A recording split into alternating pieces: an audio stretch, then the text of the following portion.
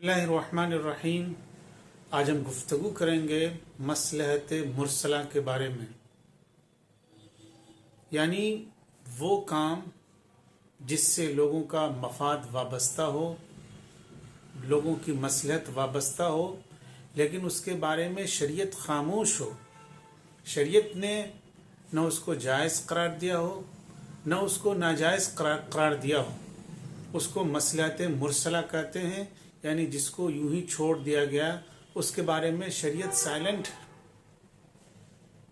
मिसाल के तौर पर करेंसी नोट बनाना, इसके बारे में शरीयत खामोश है। कैदियों को बंद करने के लिए जेल की तामीर करना, इसके बारे में शरीयत खामोश है। शरीयत के जो हकाम हैं वो लोगों की मसलहत के पेश नज़र जारी किए गए हैं, यानी उनमें या तो लोगों का फ़ायदा है या लोगों को नुकसान से बचाना है। लेकिन लोगों की जो मसलहत है वो बेशुमार है, अनलिमिटेड है, लामतनाही है। जबकि शरीयत के अहकाम लिमिटेड हैं और महदूद हैं। लोगों की मसलहत कभी हालात के एतबार से, कभी अफराद के एतबार से, कभी माहौल के एतबार से तब्दील होती रहती है, बदलती रहती है। शरीयत के बहुत से अहकाम ऐसे हैं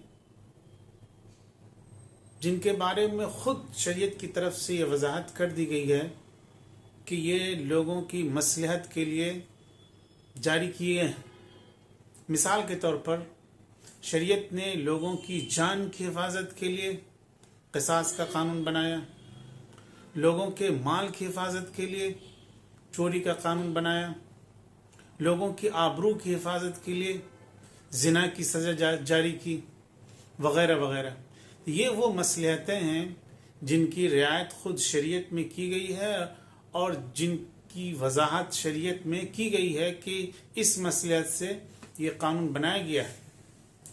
लेकिन वो मसलहत जो हालात के एतबार से बदलती, जो माहौल के एतबार से बदलती और जो तरक्की के एतबार से बदलती रहती है और शरीयत की तरफ से उसके बारे में कोई रहनुमाई नहीं है, शरीयत का कोई हुक्म उसके बारे में मौजूद नहीं है, तो उसमें क्या किया जाएगा।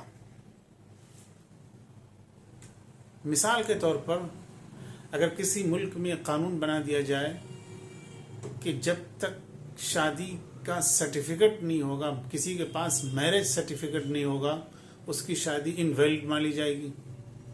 जब तक किसी के पास सरकार की तरफ से ख़रीद फरोख्त का सबूत नहीं होगा, कोई इसकी रिसिप्ट नहीं होगी, उस वक्त तक वो ख़रीद फरोख्त इनवैलिड मानी जाएगी, वग़ैरह वग़ैरह।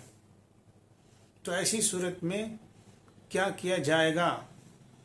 क्या उसको जायज़ करार दिया जाएगा या उसको नाजायज़ करार दिया जाएगा? जुमहूर उलमा इस बात के कायल हैं, उनकी राय ये है कि मसलहत मुरसला की बुनियाद पर कानून बनाया जा सकता है, मसलहत मुरसला की बुनियाद पर अहकाम जारी किए जा सकते हैं। इसलिए कि जो लोगों के मफादात हैं या जो लोगों की मसलहतें हैं वो अनलिमिटेड हैं और शरीयत के जो अहकाम हैं वो लिमिटेड हैं, वो महदूद हैं। तो अनलिमिटेड मसाइल को हल करने के लिए जो शरीयत के महदूद कानून हैं उनमें अगर गुंजाइश नहीं पैदा की जाएगी, उनमें अगर वसअत नहीं पैदा की जाएगी और हालात के एतबार से उन अहकाम को मॉडिफाई नहीं किया जाएगा, तो शरीयत मुअत्तल हो जाएगी और शरीयत जामिद हो जाएगी। शरीयत ज़माने का साथ नहीं दे सकती है। अब सवाल ये पैदा होता है कि क्या मसलहत मुरसला की बुनियाद पर कोई हुक्म बनाया जा सकता है, कोई हुक्म जारी किया जा सकता है? इस सिलसिले में जमहूर उलमा की राय ये है कि मसलहत मुरसला की बुनियाद पर कानून बनाया जा सकता है, हुक्म जारी किया जा सकता है और इसके दो दलाइल उनके पास है। नंबर एक, लोगों की मसलहत लामहदूद है, लोगों के मफादात अनलिमिटेड हैं। جبکہ شریعت کے قوانین محدود ہیں، لمیٹڈ ہیں، تو ان لمیٹڈ مسائل کو حل کرنے کے لیے لمیٹڈ قوانین یا لمیٹڈ احکام کافی نہیں ہو سکتے ہیں. اس لیے ضروری ہے کہ حالات کے پیش نظر، ماحول کے پیش نظر، افراد کے پیش نظر احکام کو موڈیفائی کیا جائے اور اس کو زمانے کی ترقی سے ہم آہنگ کیا جائے. اگر ہم ایسا نہیں کریں گے تو شریعت جامد ہو جائے گی، شریعت معطل ہو جائے گی، شریعت زمانے کا ساتھ نہیں دے سکے گی، اور یہ اسلام پہ الزام آئے گا کہ اسلام ترقی کا ساتھ نہیں دے سکتا ہے، اسلام زمانے کے ساتھ نہیں چل سکتا ہے، اسلام ایک پروگریسو مذہب نہیں ہے. ان کی دوسری دلیل یہ ہے کہ جو بھی صحابہ کے فتاوے کا جائزہ لے گا، ائمہ مجتہدین کے فتاوے کا جائزہ لے گا، تو وہ یہ دیکھے گا کہ صحابہ نے، ائمہ مجتہدین نے، تبع تابعین نے بہت سے احکام مصلحت کے پیش نظر جاری کیے. حضرت ابوبکر صدیق رضی اللہ تعالیٰ عنہ نے قرآن کو جمع کیا مصلحت کی وجہ سے، منکرین زکوٰۃ سے جنگ کی مصلحت کی وجہ سے. حضرت عمر فاروق رضی اللہ تعالیٰ عنہ نے بیک مجلس 3 طلاق کو نافذ کر دیا مصلحت کی وجہ سے. جیل کی تعمیر کی مصلحت کے پیش نظر.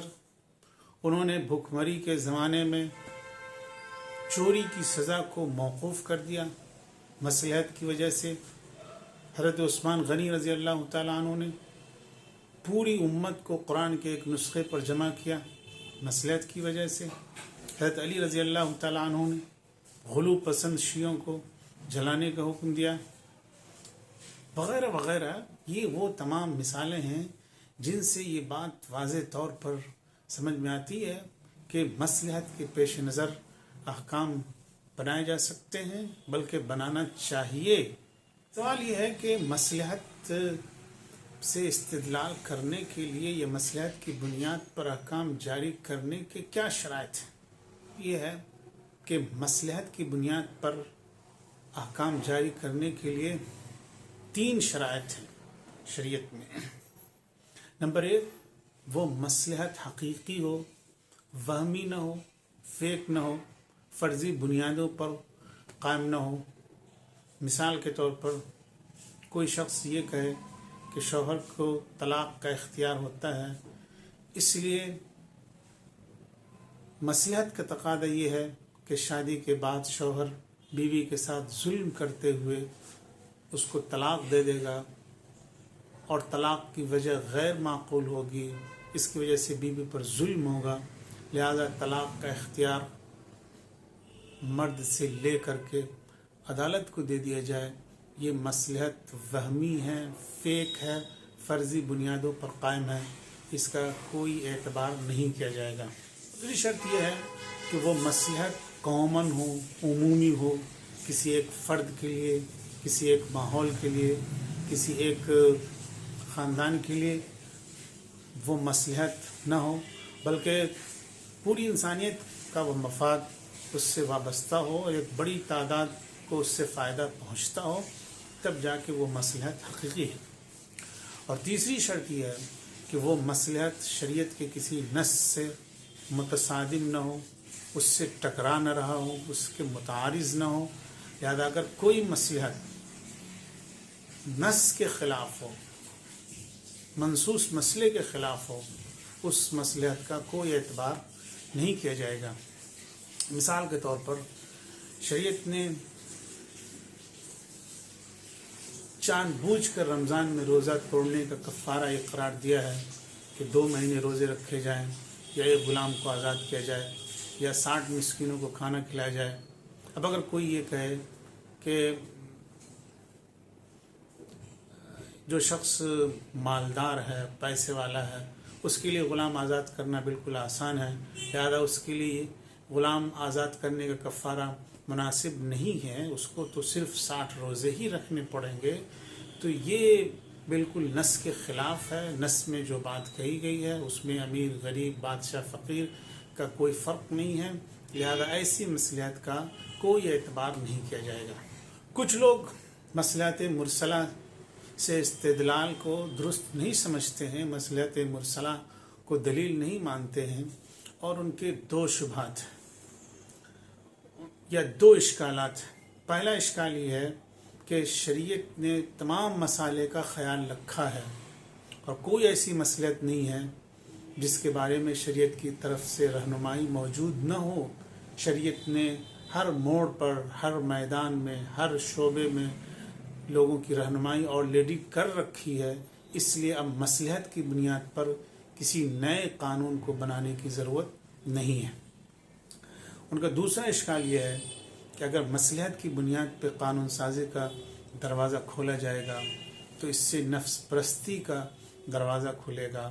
خواہشات کی بنیاد پر لوگ احکام مستنبط کریں گے، لوگ احکام جاری کریں گے، اور اس طرح سے اسلام یا شریعت ایک کھلواڑ بن کر رہ جائے گی، اور لوگ اپنی اپنی مرضی کے حساب سے، اپنے اپنے فائدے کے حساب سے قانون بنانا شروع کر دیں گے، اور یہ بہت بڑا ایک مسئلہ بنے گا اور امت میں بہت بڑا اس سے بگاڑ آئے گا. اس سلسلے میں انصاف کی بات یہ ہے کہ اگر مصلحت مرسلہ کا دروازہ بند کر دیا جائے تو اسلامی شریعت جامد ہو جائے گی، اسلامی شریعت معطل ہو جائے گی، اور لوگوں کا ساتھ دینے کے لائق وہ نہیں رہ سکے گی، اور اس پر یہ الزام لگے گا کہ اسلام بیک ورڈ لوگوں کا مذہب ہے. اسلام ایک ایسا قانون ہے جو آؤٹ آف ڈیٹ ہو چکا ہے. آج کے دور میں، ترقی یافتہ زمانے میں اسلام کی اب کوئی ضرورت نہیں ہے. اگر کوئی ایسا الزام لگائے گا تو یہ الزام بہت ہی غیر مناسب، بہت ہی غیر معقول ہے. جن لوگوں کو یہ شبہ ہے کہ مصلحت کے نام پہ شریعت کے ساتھ کھلواڑ ہو سکتا ہے، اس کے لیے شریعت میں پہلے ہی 3 شرطیں طے کر دی گئی ہیں. یہ وہ شرطیں ہیں جن کو اگر پیش نظر رکھا جائے تو کبھی بھی مصلحت کے نام پہ کھلواڑ نہیں ہو سکتا ہے. علامہ ابن قیم فرماتے ہیں کہ جو لوگ مصلحت کا دروازہ بند کرتے ہیں وہ شریعت کو کوتاہ قد بنانے کی کوشش کرتے ہیں، وہ شریعت کو جامد بنانے کی کوشش کرتے ہیں. اور کچھ لوگ ایسے بھی ہیں جو مصلحت کے نام پہ مبالغہ کرتے ہیں، حد سے تجاوز کرتے ہیں. یہ دونوں ہی نقطہ نظر اور یہ دونوں ہی رویہ بالکل غلط ہے. معتدل بات یہ ہے اور مناسب بات یہ ہے کہ مصلحت مرسلہ ایک ضرورت ہے اور اس کی بنیاد پہ قانون بننا چاہیے، لیکن اس میں افراط اور تفریط کی کوئی گنجائش نہیں ہے. آج کی گفتگو میں بس اتنا ہی. السلام علیکم ورحمۃ اللہ وبرکاتہ.